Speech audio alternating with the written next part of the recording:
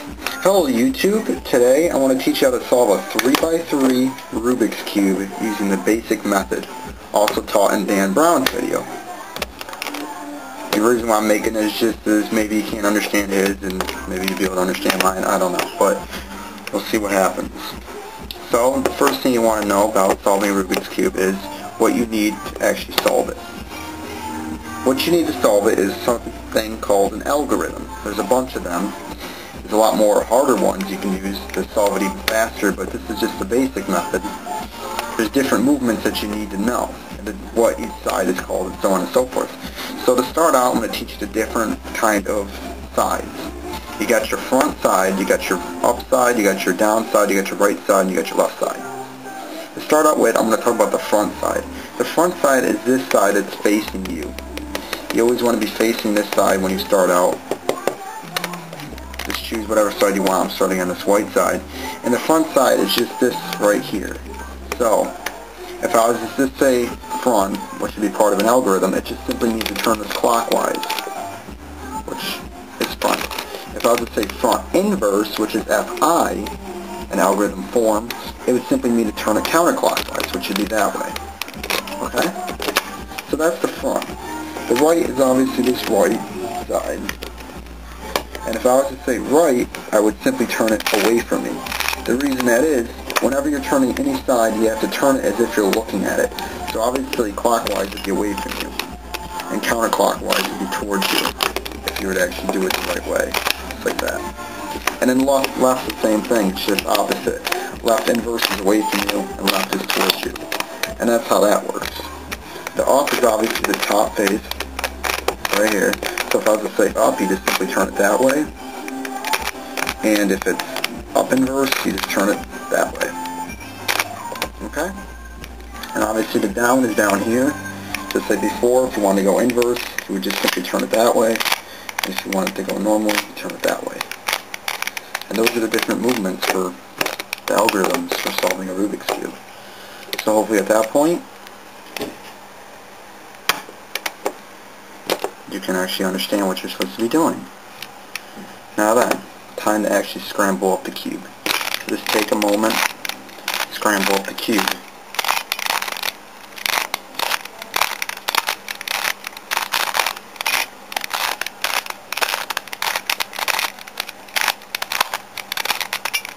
Don't worry about it if your a lot of the pieces are together or anything. It doesn't really matter. Just do your best at mixing it up. Okay, good enough, right? Okay. When you first start out, it's very easy to actually choose one color to work with. I recommend green. Dan Brown recommends green. But you can use any one of your favorite colors if you want to, but if you want to be able to watch this video and actually understand exactly what's going on, I recommend you use green as well. So the first thing you want to notice is the middle pieces never change. No matter where you move the cube, the middle piece never changes. That's how you know what side is which color. So in this case, we're going to have green, so let's put that on top. The first thing we want to do is solve a green cross right here. So these three have to be green, and then those. But at the same time, we want these two to line up with the same colors on all sides as well. You're probably wondering, how do we do that? It's not very difficult. The first thing to do is look on the bottom of the cube, which should be directly underneath the green, and look for any of these edge pieces that have green on it. If there is any, like I have, simply look at the color that's on the other side of it, yellow, and just spin this bottom layer until it lines up with the yellow. As soon as it does, you just simply spin it up, and now you'll notice we have two green here for part of the cross and two yellow here. Now we just need the other three. If we turn back down to the bottom here, you're going to see there's no more. So what do we do now? We simply move around the cube until we find another edge piece. Here's one. It has green here, but it has orange here. So what do? Well, we kind of do the opposite of what we did before. We rotate this down so the green's on this bottom layer, the down layer, and we simply line it up with the orange, because the orange is right here. So we spin, spin, spin. So now it's into the orange. But if we were to turn this up, what happened? they're flipped.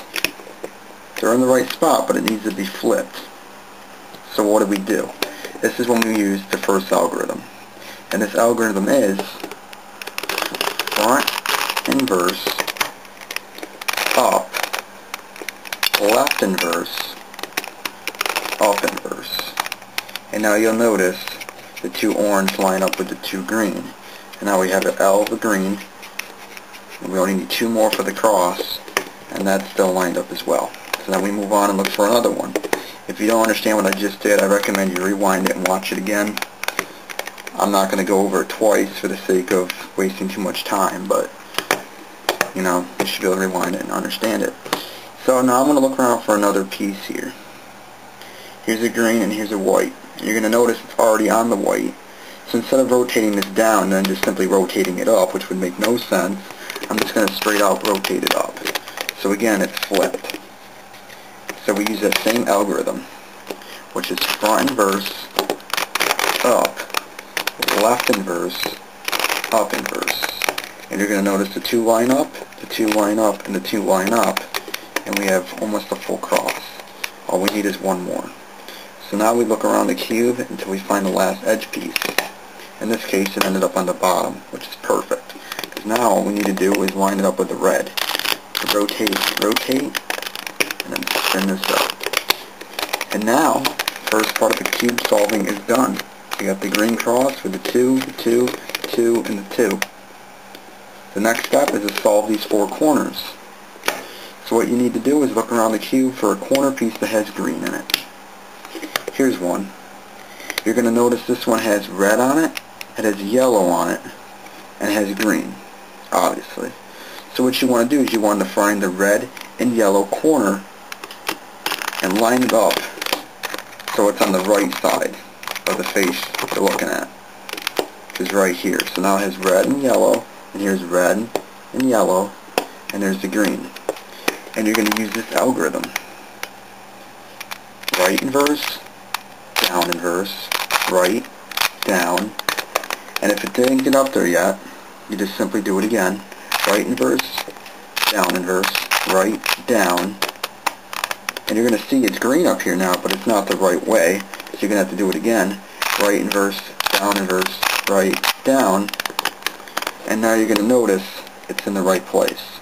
Green, yellow, red. So there's one of the corners solved. So now we look for another one. Here's one. It has green on it, has yellow, and it has orange. So it simply goes into this corner. Again, underneath the right side corner, right underneath where it goes. Yellow and orange, yellow and orange. Simply do the same algorithm again. Right inverse, right, down, right inverse, right, down, right inverse, right, down. Keep doing it until it gets up here. Right inverse, right, down, right inverse, right, down. And there it is. You're going to notice that sometimes it only takes once, sometimes it takes 3 times, and sometimes it takes 5 times. And there's an actual way to figure out how many times it's going to take by looking at it, but I'm not going to confuse you right now, so don't worry about that. But anyway, so now we have 2 of the corners solved. We just need to solve 2 more. So look for another corner piece. Here's one. It has orange and white on it, so we simply rotate it underneath the orange and white corner and just simply do the algorithm again. I know this is only going to take 1 time, and it's up there. Now we have the last corner to solve, and it's already in that place. So simply from this position, I just do it again. Right inverse, right, down, right inverse, right, down, right inverse, right, down, right inverse, right, down. And there you have it. You're going to notice the whole green's done, and you're going to see this T here on all sides. And if you have that too, you're doing perfect.